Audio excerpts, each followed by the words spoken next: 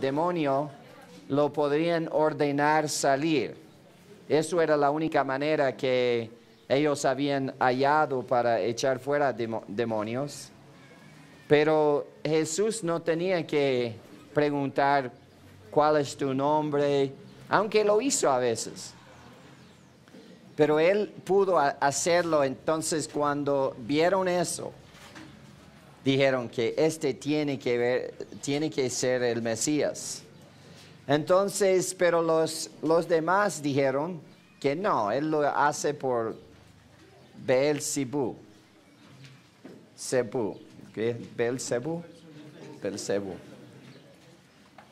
Entonces, esto era una blasfemia, porque él lo hizo por medio del Espíritu Santo. Y estaban hablando no solamente mal de Jesús, sino estaban hablando en contra del Espíritu de Dios. Y en ese sentido, según el contexto, era un pecado imperdonable. En el sentido de que estaban rechazando el Mesías. Y no lo iba a perdonar a ellos. Porque él se ofreció plenamente a ellos, lo podrían haber recibido, pero dijeron que no sanas a la gente por medio de Dios, del poder de Dios, sino por poder satánico. Y entonces dijo, bueno, puedes hablar mal de mí,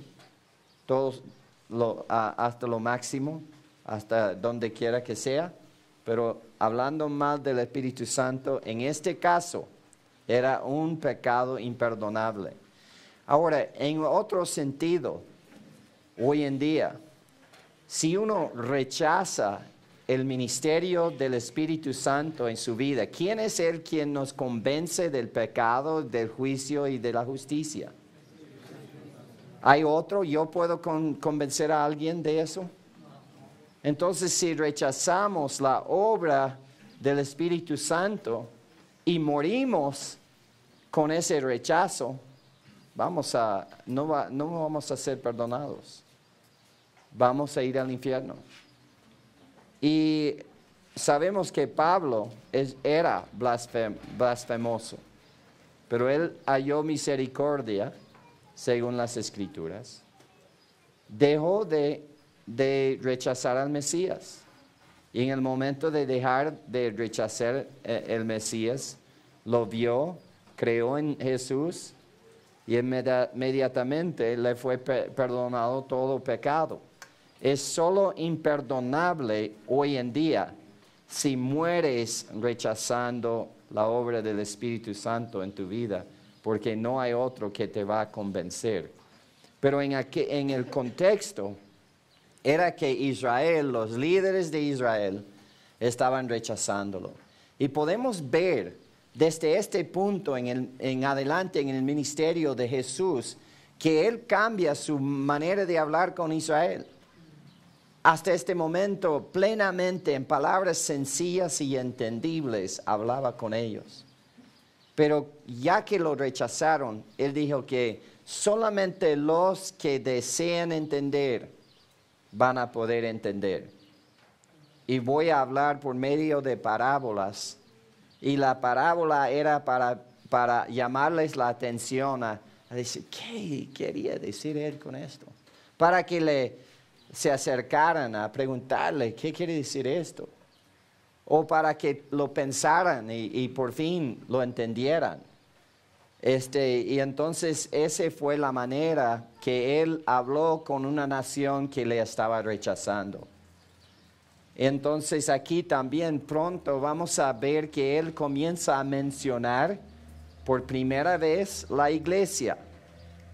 En capítulo 16, luego en capítulo 18 menciona la iglesia. Entonces es porque Él está ahora hablando de dos cosas distintas con sus discípulos. A veces hablando, la mayoría del tiempo, hablando todavía del reino de Dios, del reino del cielo. pero a la vez, de vez en cuando, metía una enseñanza sobre la iglesia, porque él sabía que había sido rechazado y era inminente su muerte y su entierro y resurrección, y era inminente que él volviera al cielo y el reino no se iba a establecer ni en el corazón del creyente. Nosotros no estamos ahorita estableciendo el reino. ¿Saben lo que nosotros como creyentes estamos haciendo? Estamos buscando la novia de Cristo. Estamos trabajando, edificando con Él la iglesia. Y la iglesia es una cosa, y Israel y el reino es otra. Y tenemos que tener estos bien definidos. Y tenemos que hacer la distinción entre estas dos identidades. Entonces, hemos llegado a esta parte donde él dice, el reino del cielo es semejante a. Y en cualquier momento en los evangelios, si ve que dice que el reino del cielo será o es o algo, tenemos que interpretarlo como es. No está hablando de la iglesia, está hablando del reino. Y ahí está su clave para entender la parábola. Ahora, hay muchas verdades en las enseñanzas de Cristo después de esto y antes de esto que son aplicables a la iglesia. Pero hay otras cosas que no son aplicables a la iglesia, porque eran exclusivamente para el reino del cielo o el reino de Dios que vendrá. Nosotros ahora estamos agregando al reino, porque cada persona que se salva, vamos a Colosenses capítulo 1, es incluida en el reino. Nosotros, qué rol vamos a tener como iglesia en el reino? Bueno, ¿somos la esposa de quién? ¿Y él es quién? Entonces, eso nos hace ser ¿qué? La reina. Vamos a reinar con él. La iglesia va a estar en el reino. El reino no es específicamente para nosotros, es para Israel, pero como somos la esposa del rey, vamos a reinar con él. Colosenses, capítulo 1, versículo 12 y 13, hermano. Con gozo dando gracias al Padre que nos hizo aptos para participar de la herencia de los santos en luz, el cual nos ha librado de la potestad de las tinieblas y trasladado al reino de su amado Hijo. Ahora somos parte de eso, pero no ha venido y Él no está reinando ahorita en el cielo. Él está a la diestra del Padre, esperando el momento de comenzar su reino. Lo que Él está haciendo ahorita, según Juan 14, es preparar un lugar para nosotros en la casa de su Padre. Está, no sé a qué punto, quizás ya lo completó y está esperando que su Padre diga, hijo, vaya a buscarles. O quizás está todavía trabajando en Nueva Jerusalén, porque en la morada de su Padre hay muchas mansiones. Y vamos a tener nuestra morada, es un lugar celestial que está en no sé dónde, pero algún día vendrá y se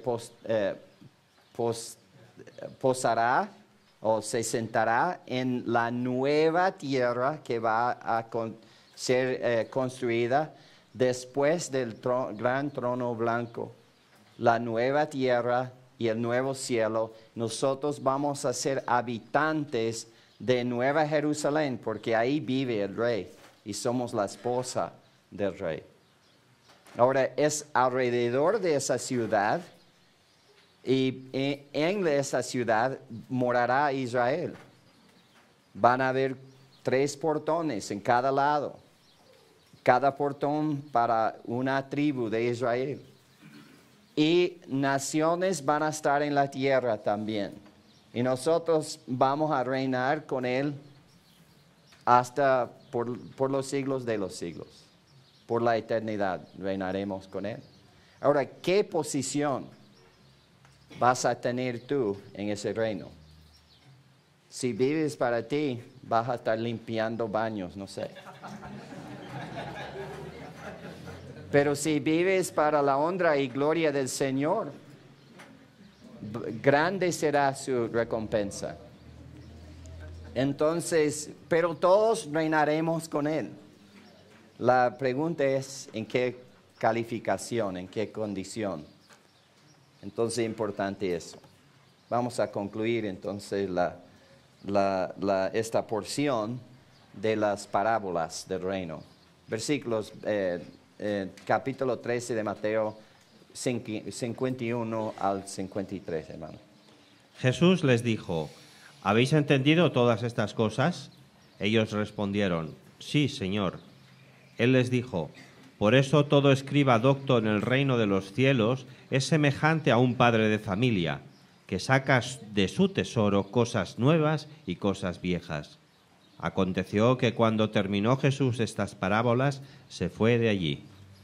Entonces, la comprensión de las parábolas por parte de los discípulos mostró una apropiada respuesta al mensaje del reino. Yo me pregunto si de veras las entendieron o si solamente dijeron, sí, entendemos. Como mucha gente hace hoy en día. Pero Jesús lo tomó como una verdad, entonces aparentemente entendieron. Aunque para nosotros son un poco difíciles de entender hasta hoy en día. Versículo 52, hermano. Él les dijo, por eso todo escriba docto en el reino de los cielos es semejante a un padre de familia, que saca de su tesoro cosas nuevas y cosas viejas. Entonces hay que apropiadamente entender las parábolas acerca del reino. Jesús rechazó a los líderes religiosos, indicando que ahora los discípulos serían los responsables de enseñar la información del reino. La partida de Jesús llegó al final de un largo día lleno de acontecimientos, resultando así en una noche interesante, versículo 53. Aconteció que cuando terminó Jesús estas parábolas, se fue de allí. Entonces vamos a ver que Jesús calma la tempestad. Vamos a estar en Marcos y creo que vamos a ver, bueno, más que todo vamos a seguir la historia que hizo Marcos acerca de los acontecimientos de la tempestad. 4:35 y vamos a ir versículo por versículo. Aquel día, cuando llegó la noche, les dijo, pasemos al otro lado. Marcos y Lucas escribieron que esta tormenta se produjo en el mismo día que los acontecimientos de Mateo 13, pero Mateo los colocó fuera del orden cronológico, poniéndolos después de la curación de la suegra de Pedro. Recuerdan que Mateo usó sistema temática a veces en su evangelio. Entonces no le importaba tanto cuándo ocurría. Pero Marcos y especialmente Lucas querían estar más exactas. Los discípulos obedecieron a Jesús y salieron en la barca, 36. Y despidiendo a la multitud, le tomaron como estaba, en la barca, y había también con él otras barcas. Imagínense, después de enseñar tanto, uno va a estar muy cansado. Los que han predicado entienden que después de una predicación uno siente a veces un poco agotado. Esta tormenta excepcional en el mar Galilea asustó aún a los marineros experimentados como Pedro y Andrés. 37. Pero se levantó una gran tempestad de viento y echaba las olas en la barca, de tal manera que se anegaba. Después de un largo y agotador tiempo, Jesús dormía, un día largo. Los discípulos le reprendieron por su falta de compasión, versículo 38. Y él estaba en la popa durmiendo sobre un cabezal, y le despertaron y le dijeron: Maestro, ¿no tienes cuidado de que perecemos? Jesús se dirigió separadamente al viento y al mar. Los dos se calmaron inmediatamente. Se dirigió separadamente a los dos, hermano. Y levantándose, respondió al viento y dijo al mar: Calla, enmudece. Y cesó el viento y se hizo grande bonanza. Tremendo, ¿verdad? Poder controlar el viento, poder controlar un mar turbulado. Increíble el poder de Cristo. Después de reprender a la tempestad, Jesús reprendió a los discípulos por su temor y falta de fe. Jesús les había dicho: pasemos al otro lado, significando que llegarían al otro lado. Deberían de haberse acostado juntamente con Él, descansando, porque Él ya había predicho que iban a llegar. 40, hermano. Y les dijo: ¿Por qué estáis así amedrentados? ¿Cómo no tenéis fe? Uno preguntaría, bueno, tenían fe, fueron a Cristo, pidieron ayuda de Cristo, y Cristo dijo que no tenían fe. La fe hubiera sido descansar, porque Cristo estaba descansando y ya había dicho que iban a llegar. Nosotros en manera muy semejante a veces, ¿verdad? Queremos que Dios calme la tormenta en que estamos. Tienes que sacarme de esto. Y el Señor, si pudiéramos oír su voz muchas veces en esto. ¿Por qué? ¿Por qué no tienes fe? Porque yo estoy usando esta tormenta para llevarte al otro lado. Y tú solamente quieres ser sacada de tu problema, de tu dificultad. Confía en mí en medio de tu dificultad. Porque Él ha prometido que nosotros vamos a llegar al otro lado, hermanos.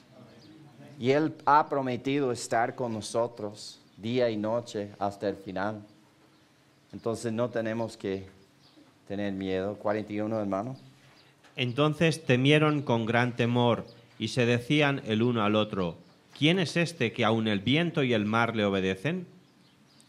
Los discípulos se llenaron de admiración y respeto por la identidad y el poder de la persona que podía mandar a su voluntad al viento y a las aguas, echar fuera demonios, sanar enfermedades y hablar misterios por medio de las parábolas. Quedaron pues sin palabras prácticamente, adorándole a Jesús. Jesús manda a los demonios a entrar en los cerdos. Vamos a ir versículo por Marcos 5. Vinieron al otro lado del mar, a la región de los ganaderos. Este extraordinario acontecimiento, 10 kilómetros al sureste de Galilea, demostró la autoridad de Jesús sobre el reino demoníaco. 2. Y cuando salió él de la barca, enseguida vino a su encuentro de los sepulcros un hombre con un espíritu inmundo. 3 también, hermano, por favor. Que tenía su morada en los sepulcros y nadie podía atarle ni aun con cadenas. La presencia de Jesús provocó al hombre poseído a dejar los sepulcros que hospedaban a muchos otros hombres dementes. La fuerza del hombre era evidente porque todos los intentos de mantenerlo atado con cadenas habían fallado. 4. porque muchas veces había sido atado con grillos y cadenas, mas las cadenas habían sido hechas pedazos por él, y desmenuzados los grillos, y nadie le podía dominar. El hombre estaba lleno de espíritus malignos. El hombre pasaba su tiempo una y otra vez gritando y lacerándose. 5. Y siempre, de día y de noche, andaba dando voces en los montes y en los sepulcros, e hiriéndose con piedras. La presencia del Creador de todas las cosas obligó al demonio a ponerse en la posición de reverencia. Versículo 6. Cuando vio pues a Jesús de lejos, corrió y se arrodilló ante él. Entonces los demonios no pudieron quedarse parados delante de Jesús. 7. Y clamando a gran voz dijo: ¿Qué tienes conmigo, Jesús, Hijo del Dios Altísimo? Te conjuro por Dios que no me atormentes. El demonio que moraba dentro del hombre inmediatamente mostró conocimiento de la persona delante de él y hizo referencia al destino final que le esperaba. 8. Porque le decía: sal de este hombre, espíritu inmundo. Jesús no tenía necesidad de usar una fórmula, sino que simplemente ordenó al demonio que dejara al hombre. No tenía que decir: mira, venga aquí adelante. Y yo fui una vez, me invitaron unos hombres llegaron de noche diciendo que su hermana estaba endemoniada y que necesitaban mi ayuda. Y bueno, yo no quería ir, y entonces dije: un momento, tengo que hacer algo. Y fui y dije: Wanda, ¿qué voy a hacer, Wanda? Porque me quieren llevar aquí y no sé a no sé dónde. Y hay una mujer endemoniada. Y ella me dijo: bueno, yo creo que tienes que ir. Entonces, fui con ellos con temor, porque en esa zona donde vivíamos, alguna gente fue llevada por ladrones y los mataban hasta cortándole las manos y todo. Y entonces yo estaba sospechando algo tremendo y algún truco de ellos. Pero llegamos y llegué ahí, estaban ahí orando alrededor de una mujer endemoniada. Pero todos con sus manos así. Yo pensaba: ¿qué hacen? Orando así, con las manos como si estuvieran así adorando a la mujer. Yo entré en medio del círculo y le comencé a hablar a la mujer. Le dije: usted sabe que los demonios que están dentro de ti son enemigos de Dios y son tus enemigos. Me dijo: no, me aman. Y seguimos ahí. Yo veía que ella no había llegado a un momento de querer ser liberado. Y entonces llegó otro gran sanador en ese momento. Y entonces él llegó ahí y le dijo: diga esto, diga aquel, diga aquel. Y le estaba gritando y ella decía: no, no, no. Entonces la mujer de ese pastor estaba de rodillas llorando a los pies de la mujer. ¿Por qué estaba llorando a los pies de rodillas frente de una mujer endemoniada? Bueno, sucedió que ella siguió. Ellos echaron fuera a su demonio. Y él ahí como un pavo, ¿no? Ese pastor. A las 2 semanas estaba peor que nunca. Y entonces, no, hermanos, ella no estaba lista como estaba listo. Él ya tenía suficiente y vino al único que le podría salvar. Y he visto a gente sanada de endemoniado, pero personas que querían ser libradas. Pero los que no quieren ser libradas, mejor no malgastar tu tiempo, a no ser que seas Jesucristo, porque Jesús lo puede botar en cualquier momento. La información en cuanto al nombre del demonio hizo que el evento fuera aún más fantástico, en que muestra que el Señor tuvo poder sobre muchos demonios a la vez. Versículo 9. Y le preguntó, ¿cómo te llamas? Y respondió diciendo, Legión me llamo, porque somos muchos. Entonces el portavoz de los demonios pidió que no ser enviado fuera de aquella región. 10. Y le rogaba mucho que no los enviara fuera de aquella región. Curiosamente, los demonios deseaban entrar en los cerdos, pero no podían hacerlo sin el permiso de Dios Altísimo. 11 y 12. Estaba allí cerca del monte un gran hato de cerdos paciendo, y le rogaron todos los demonios diciendo, envíanos a los cerdos para que entremos en ellos. Marcos 5:13 dice que el número de cerdos puede reflejar el número de demonios que salieron del hombre. Leamos el 13, hermano. Y luego Jesús les dio permiso, y saliendo aquellos espíritus inmundos entraron en los cerdos, los cuales eran como 2000, y el hato se precipitó en el mar por un despeñadero, y en el mar se ahogaron. Entonces probablemente eran como 2000 demonios en una persona. La noticia del acontecimiento se extendió rápidamente gracias a los pastores. 14. Y los que apacentaban los cerdos huyeron, y dieron aviso en la ciudad y en los campos, y salieron a ver qué era aquello que había sucedido. Después de ver la transformación del hombre librado de los demonios, la gente tuvo temor. 15. Vienen a Jesús y ven al que había sido atormentado del demonio y que había tenido la legión, sentado, vestido y en su juicio cabal, y tuvieron miedo. Los testigos relataron el milagro. La gente quería que Jesús dejara esa zona por temor a sufrir una pérdida monetaria mayor. Los cerdos. 16 y 17.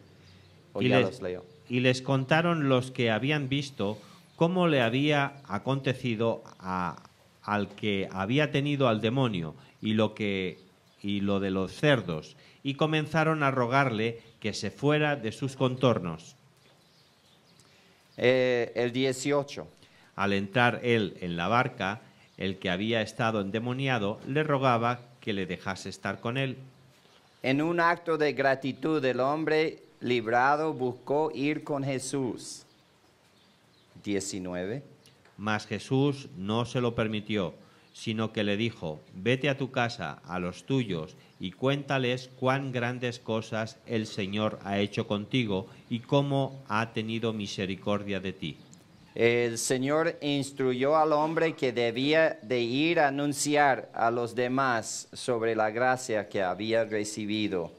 Fue mandado como un apóstol en este momento de Jesucristo. 20.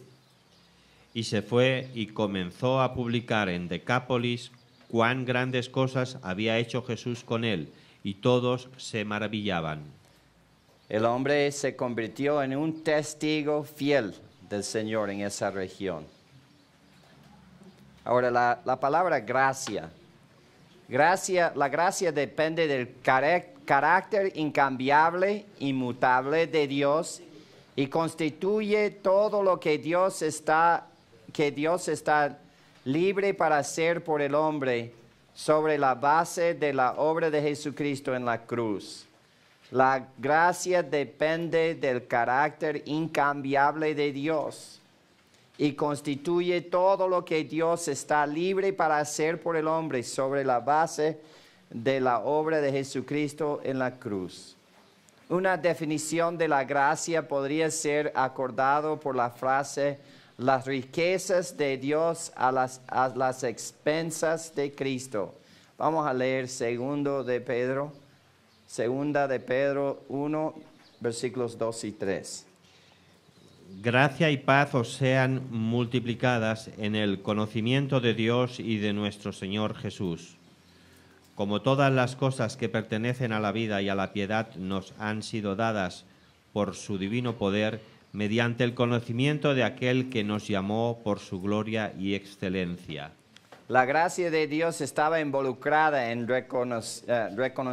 reconciliar el mundo, proveyendo el regalo de gracia de la solución redentiva a través de la obra de Cristo.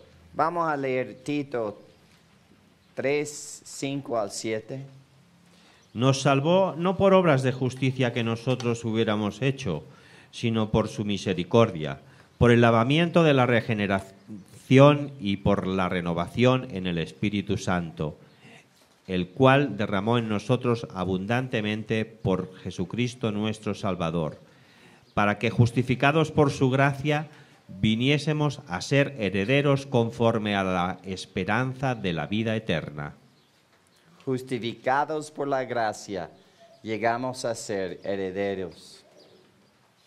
Ahora el plan reconciliador de Dios. Dios es el fuente de la reconciliación. Romanos 5:11.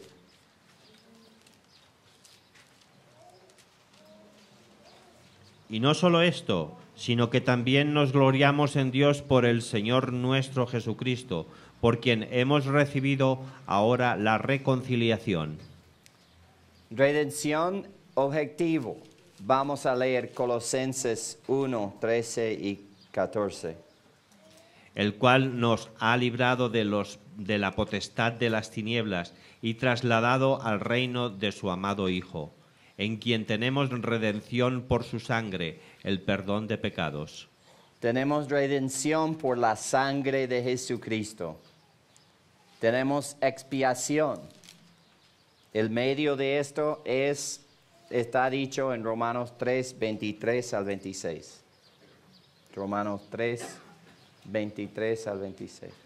Por cuanto todos pecaron y están destituidos de la gloria de Dios, siendo justificados gratuitamente por su gracia, mediante la redención que es en Cristo Jesús, a quien Dios puso como propiciación por medio de la fe en su sangre, para manifestar su justicia a causa de haber pasado por alto en su paciencia los pecados pasados, con la mira de manifestar en este tiempo su justicia, a fin de que Él sea el justo y el que justifica al que es de la fe de Jesús. Y la persona de la redención es Cristo. Juan 1:17.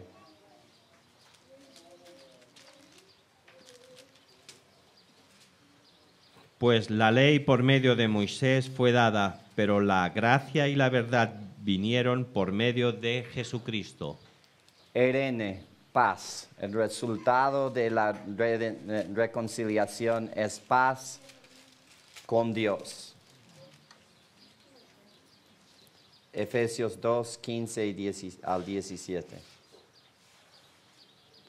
Aboliendo en su carne las enemistades, la ley de los mandamientos expresados en ordenanzas, para crear en sí mismo de los dos un solo y un nuevo hombre, haciendo la paz, y mediante la cruz reconciliar con Dios a ambos en un solo cuerpo, matando en ella las enemistades. Y vino y anunció las buenas nuevas de paz a vosotros que estabais lejos y a los que estaban cerca.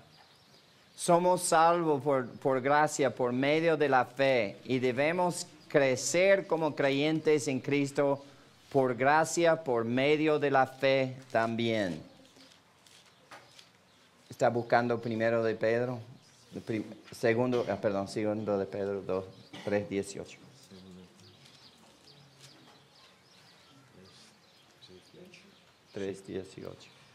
Antes bien, creced en la gracia y el conocimiento de nuestro Señor y Salvador Jesucristo. A Él sea gloria ahora y hasta el día de la eternidad. Amén. La gracia provee el medio necesario para vivir una vida espiritual. 1 Corintios 12, 2 Corintios 12, 9.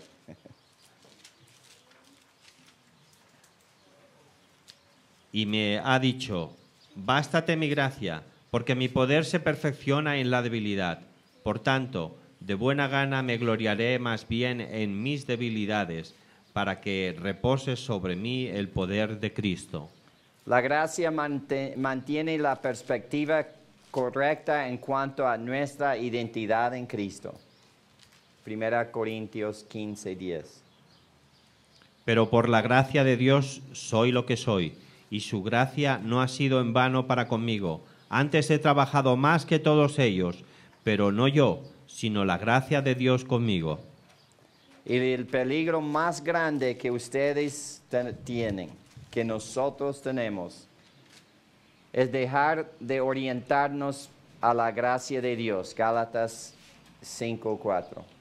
De Cristo os desligasteis los que por la ley os justificáis, de la gracia habéis caído. No quiere decir que pierdas la salvación, quiere decir que pierdas la felicidad y el gozo en la vida cristiana. La M. Ya, ok. Marcos 5:21. Pasando otra vez Jesús en una barca a la otra orilla, se reunió alrededor de él una gran multitud, y él estaba junto al mar. Esta sección relata dos situaciones humanamente desesperadas.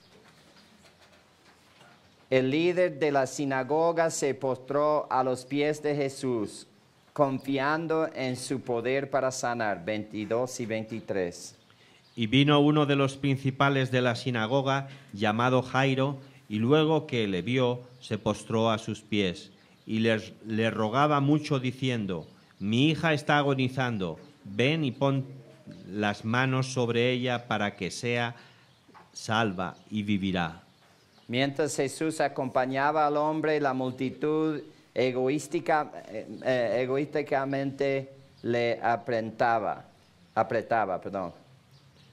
Fue pues con él y le seguía una gran multitud y le apretaban.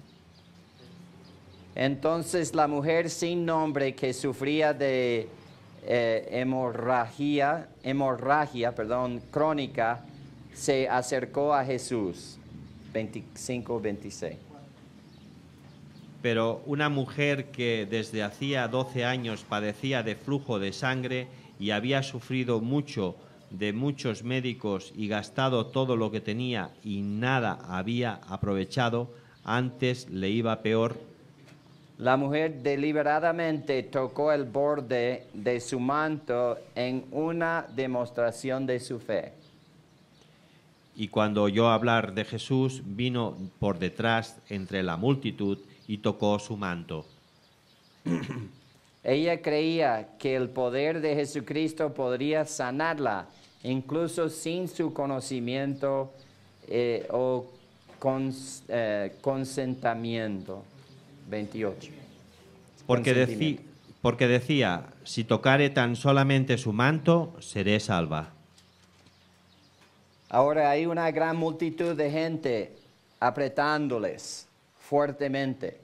Los discípulos están un poco, como siempre, con dudas. 29, hermano. Y enseguida la fuente de su sangre se secó, y sintió en el cuerpo que estaba sana de aquel azote. El resultado fue la sanción inmediata del sangrado de la mujer. Sanación, perdón. Alguna palabra ahí. 30. Luego Jesús, conociendo en sí mismo el poder que había salido de él, volviéndose a la multitud, dijo, ¿quién ha tocado mis vestidos? El poder de Jesús no habría funcionado sin su conocimiento. Él quería reconocer la fe de la mujer públicamente ahí. 31. Sus discípulos le dijeron, ¿ves que la multitud te aprieta y dices, ¿quién me ha tocado? Los discípulos, probablemente con Pedro como el portavoz, consideraron la pregunta irrazonable, ya que una muchedumbre apretaba contra ellos. 31 lo leo, ¿verdad? 32 y 33. Pero no, él... 31 al 33, perdón. 32 al 33. Ah, ok, 32. Pero él miraba alrededor para ver quién había hecho esto. Entonces la mujer, temiendo y temblando, sabiendo lo que en ella había sido hecho, vino y se postró delante de él y le dijo toda la verdad. Al darse cuenta que no podía mantener su secreto, ella le contó a Jesús su historia. Con el afectuoso uso del término hija. Y me gusta eso. Vamos a leer el 34. Y él le dijo, hija, tu fe te ha hecho salva. Ve en paz y queda sana en tu azote. Jesús reconoció la fe de la mujer en presencia de todo el pueblo. Hija. 35. Mientras él aún hablaba, vinieron de la casa del principal de la sinagoga diciendo, tu hija ha muerto. ¿Para qué molestas más al maestro? Los servidores de Jairo indicaron su falta de esperanza con respecto a su hija. 36. Pero Jesús, luego que oyó lo que se decía, dijo al principal de la sinagoga, no temas, cree solamente. En respuesta a la noticia, Jesús mandó al hombre a no temer, sino a creer. Él quería que el hombre creyera de la misma manera que la mujer había creído. 36. Pero Jesús, no, 37, ¿no? 37, perdón. Yeah. Y no permitió que le siguiese nadie, sino Pedro, Jacobo y Juan, hermano de Jacobo. Entonces los miembros del círculo íntimo, Pedro, Jacobo y Juan, acompañaron a Jesús a la casa de Jairo. 38. Y vino a la casa del principal de la sinagoga y vio el alboroto y a los que lloraban y lamentaban mucho.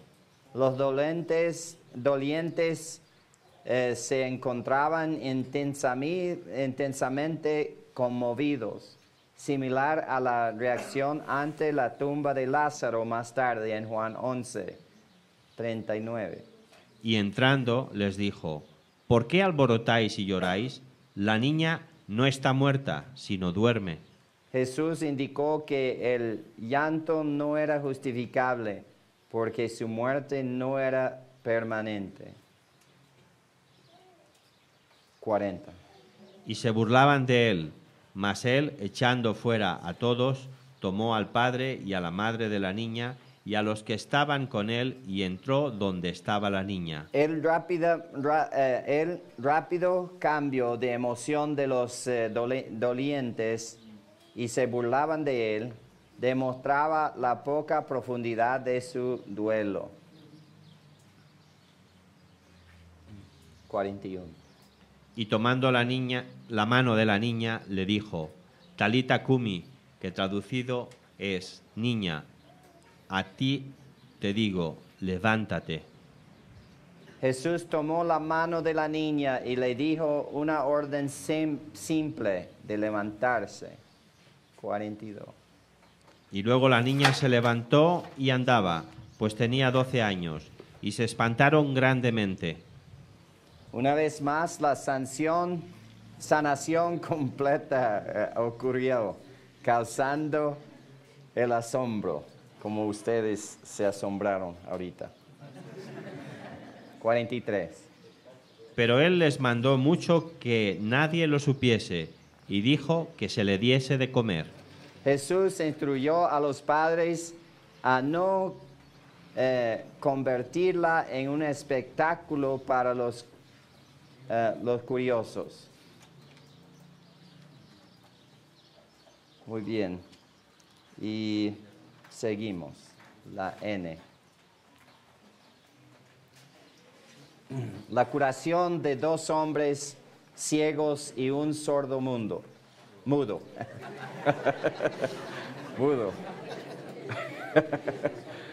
Eso también trató de sanar, pero no ha tenido mucho éxito con el mundo.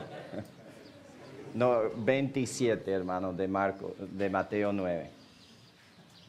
Pasando Jesús de allí, le siguieron 2 ciegos dando voces y diciendo: «Ten misericordia de nosotros, hijo de David».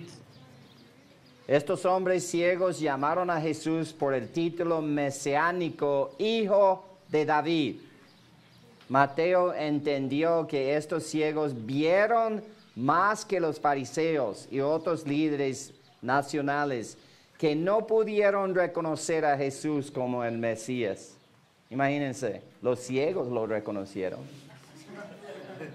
Y eso fue el plan de Mateo en su evangelio. Cuando él tuvo la oportunidad de meter a algún griego, algún gentil, alguna situación que les picaría a los judíos, lo hacía. Él quería ver una reacción. Y recuerden que él escribió a la nación de Israel y mostró su falta de aceptar a Cristo como su Mesías. 28 y 29. Y llegado a la casa vinieron a él los ciegos, y Jesús les dijo: «¿Creéis que puedo hacer esto?» Ellos dijeron: «Sí, Señor». Entonces les tocó los ojos diciendo: «Conforme a vuestra fe os sea hecho». Jesús ejercitó su autoridad mesiánica curando el ciego en cumplimiento de Isaías 35, 5 y 6, hermano. Entonces los ojos de los ciegos serán abiertos y los oídos de los sordos se abrirán.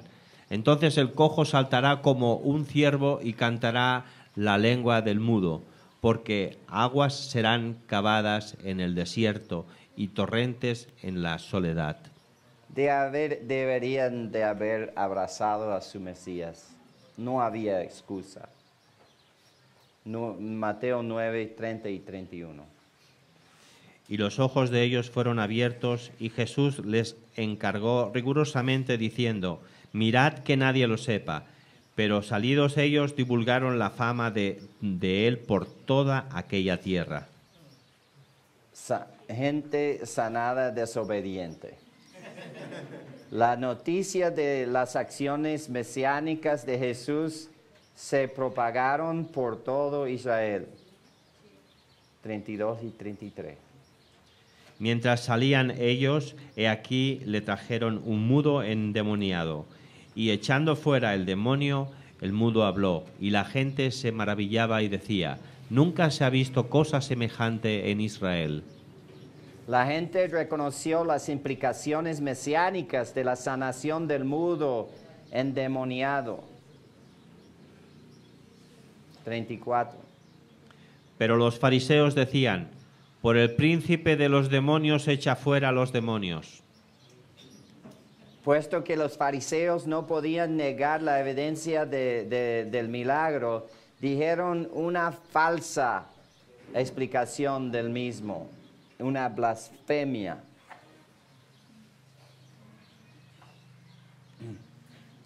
Y eso fue blasfemar contra el Espíritu Santo. El segundo rechazo en Nazaret. Vamos en Marcos 6, versículo 1, hermano. Salió Jesús de allí y vino a su tierra, y le seguían sus discípulos. Entonces los discípulos acompañaron a Jesús en este viaje, mostrando que esto no era una visita de familia en Nazaret, sino un viaje para llevar a cabo su ministerio público. 2. Y llegado el día de reposo, comenzó a enseñar en la sinagoga, y muchos, oyéndole, se admiraban y decían: La gente estaba asombrada con su autoridad, pero no le creían. Y eso fue muchas veces en el ministerio de Jesús. Y demostraba la dureza de corazón de Israel. 6:3. ¿No es este el carpintero, hijo de María, hermano de Jacobo, de José, de Judas y de Simón? ¿No están también aquí con nosotros sus hermanas? Y se escandalizaban de él. Como no podían explicarlo, le rechazaron. 4.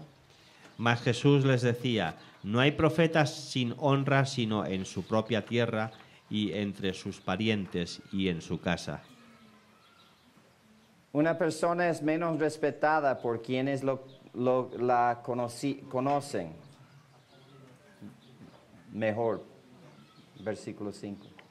Y no pudo hacer allí ningún milagro, salvo que sanó a algunos pocos enfermos poniendo sobre ellos las manos. No, Jesús no iba a obligar a los que no le querían, y por eso no hizo muchos milagros en la zona. 6. Y estaba asombrado de la incredulidad de ellos, y recorría las aldeas de alrededor enseñando. El asombro del Señor a causa de su incredulidad estaba conectada a la arrogancia de ellos, que pensaban que sabía todo acerca de él, de su persona. La muerte de Juan el Bautista. Marcos 6:14. Oyó el rey Herodes la fama de Jesús, porque su nombre se había hecho notorio, y dijo: Juan el Bautista ha resucitado de los muertos, y por eso actúa en él estos poderes. Los informes de los milagros de Jesús llegaron a Herodes, quien dedujo que Juan el Bautista debió de estar realizando a los poderes milagros de algún modo. No creyó en Jesús ni aceptó la idea de Jesús. 15. Otros decían: es Elías, y otros decían: es un profeta o alguno de los profetas. La gente estaba dispuesta a aceptar a Jesús como un profeta, pero no como el Mesías, como hoy en día. Mucha gente lo quiere para sanarles o para algún milagro, pero no quieren poner su fe en la obra de él en el Calvario hace 2000 años. Herodes de mala gana admitió culpabilidad de la muerte de Juan el Bautista. 16. Al oír esto, Herodes dijo: este es Juan, el que yo decapité, que ha resucitado de los muertos. Admitió su culpa, pero no en una manera de confesión. Y no vamos a leer los versículos, pero estos versículos dan las circunstancias históricas que rodearon la muerte de Juan. Disculpe, el Bautista. La alimentación de los 5,000, comenzando en Juan 6:1. Después de esto, Jesús fue al otro lado del mar de Galilea, el de Tiberias. Este evento es anotado en todos los 4 relatos del Evangelio describen este milagro, el cual enfatizó a Jesús como la fuente y el sustentador de la vida. Versículo 2. Y le seguía gran multitud, porque veían las señales que hacía en los enfermos. Jesús estaba a la cúspide de su popularidad, pero eso cambiaría al día siguiente. Jesús trató de retirarse de las multitudes con sus discípulos, pero las multitudes lo seguían. Entonces subió Jesús a un monte y se sentó allí con sus discípulos. Jesús tuvo compasión de ellos por falta de alimento espiritual en sus almas. 34 de Marcos 6:34. Le dijeron: Señor, danos siempre este pan. 6:34. Marcos. Perdón.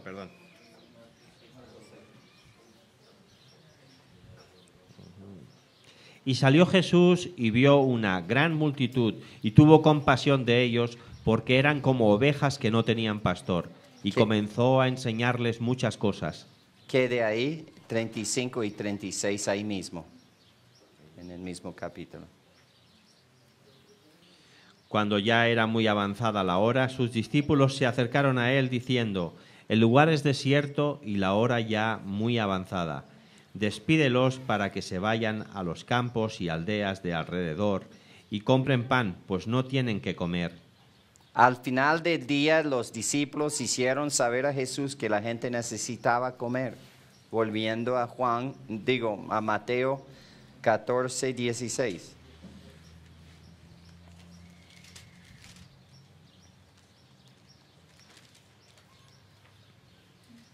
Jesús les dijo: no tienen necesidad de irse, dadles vosotros de comer.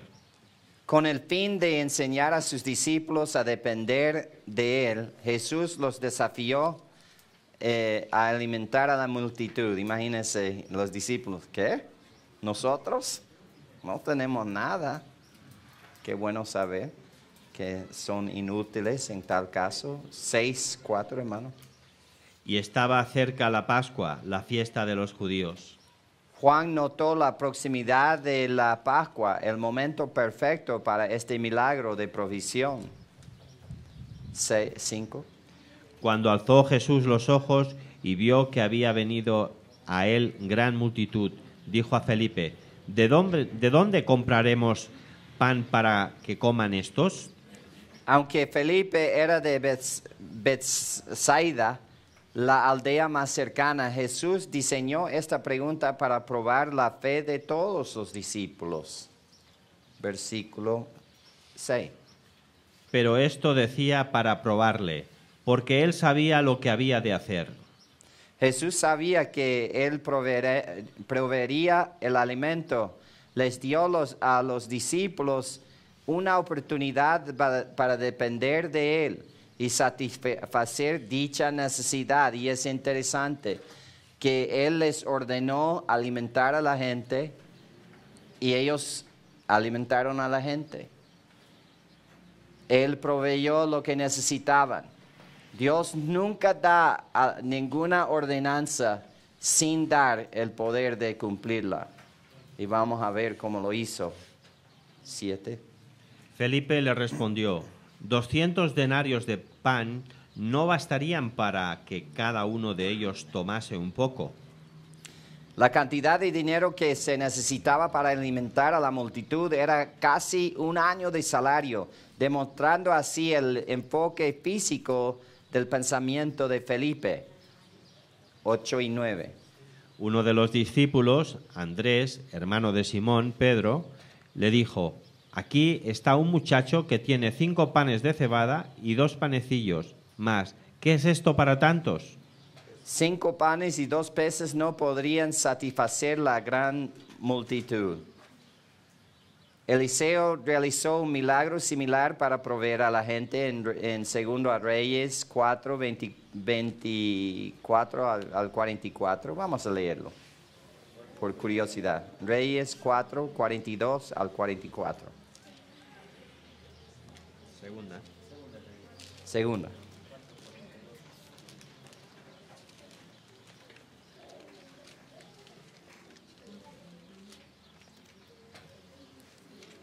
Vino entonces un hombre de Baal-Salisa, el cual trajo al varón de Dios panes de primicias, 20 panes de cebada y trigo nuevo en su espiga. Y él dijo: da a la gente para que coma. Y respondió su sirviente: ¿cómo pondré esto delante de 100 hombres? Pero él volvió a decir: da a la gente para que coma, porque así ha dicho Jehová: comerán y sobrará. Entonces, una persona mayor que Eliseo estaba allí, una persona mayor que él, y era Jesucristo. Juan 6:10. Entonces Jesús dijo: haced recostar la gente. Y había mucha hierba en aquel lugar. Y se recostaron como en un número de 5,000 varones. Entonces los puso en grupos de 100 y 50. 11. Y tomó Jesús aquellos panes, y habiendo dado gracias, los repartió entre los discípulos, y los discípulos entre los que estaban recostados, asimismo de los peces, cuanto querían. Jesús dio gracia por la provisión y luego dio la comida a sus discípulos para que la distribuyesen a la gente. Todo el mundo tuvo lo suficiente para comer y quedar satisfecho. 12. Y cuando se hubieron saciado, dijo a sus discípulos: recoged los pedazos que sobraron, para que no se pierda nada. 12 canastas, una parte para cada discípulo, se llenaron con las sobras de los 5 panes y 2 peces que alimentaron a los 5,000. Y seguimos leyendo, hermano, hasta el 14. Recogieron pues y llenaron 12 cestas de pedazos que de los 5 panes de cebada sobraron a los que habían comido. Aquellos hombres entonces, viendo la señal que Jesús había hecho, dijeron: este verdaderamente es el profeta que había de venir al mundo.